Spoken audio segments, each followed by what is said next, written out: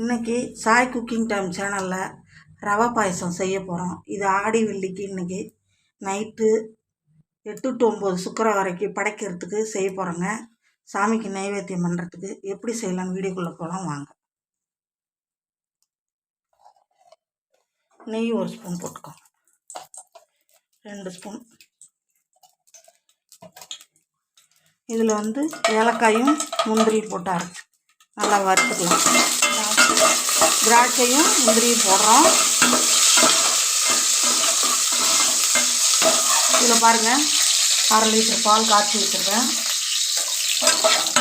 இதே ரவை கொஞ்சம் போட்டுக்கோங்க. ரவை கம்மியாக போட்டுறாதீங்க, கொஞ்சமாக போட்டுக்கோங்க. ஒரு 100 ரவைக்கே கம்மியாக தாங்க போட்டிருக்கேன். 75 கிராம் தான் இருக்கும். இதை நல்லா வறுத்துக்கணும். பாருங்கள், நல்லா வறுபட்டுருச்சு. இந்த முந்திரி திராட்சை அந்த நெய்யிலேயே இதை வறுத்தாச்சு. இதில்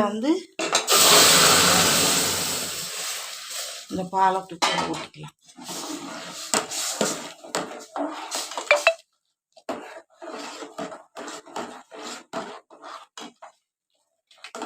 நல்லா வெந்த பிறகு தான் சர்க்கரை கொதிக்குது.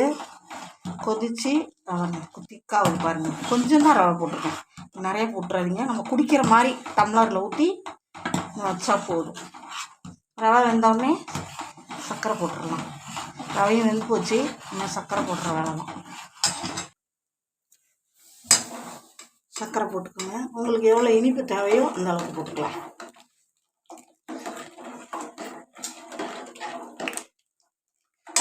ஏலக்காய் அடித்து வச்சுருக்கேன், அதையும் போட்டு உப்பு தகுந்த மாதிரி போட்டுக்கோங்க.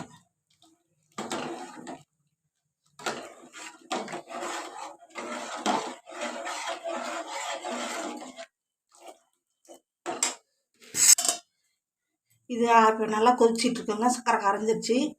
இதை சாமிக்கு ஃபஸ்ட்டு நைவேத்தியமாக வச்சுருவோம்.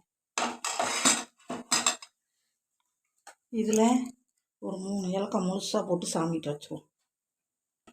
இங்கே பாருங்கள், கரெக்டாக இருக்குது பாருங்கள். ரொம்பவும் தடுப்பாக இல்லை, ரொம்பவும் தண்ணியாட்டம் இல்லை, நல்லா திட்டமாக இருக்குது.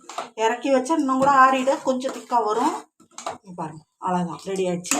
இதே போல் உங்கள் வீட்டில் ரவை பாயாசம் செஞ்சு பாருங்கள். பால் தாங்க இதுக்கு அதிகமாக ஊற்றணும். 1/2 லிட்டர் பால் காய்ச்சி வச்சுருக்குறேன். இனிப்பு உங்களுக்கு தேவையான அளவு போட்டுக்கோங்க. கொஞ்சமாக ரவை எடுத்து நெய்யில் வறுத்து முந்திரி திராட்சை சேர்த்து வறுத்து இதே போல் செஞ்சு பாருங்கள். செஞ்சு பார்த்துட்டு என் சேனலை பார்த்துட்டு சப்ஸ்கிரைப் பண்ணுங்கள். நன்றிங்க.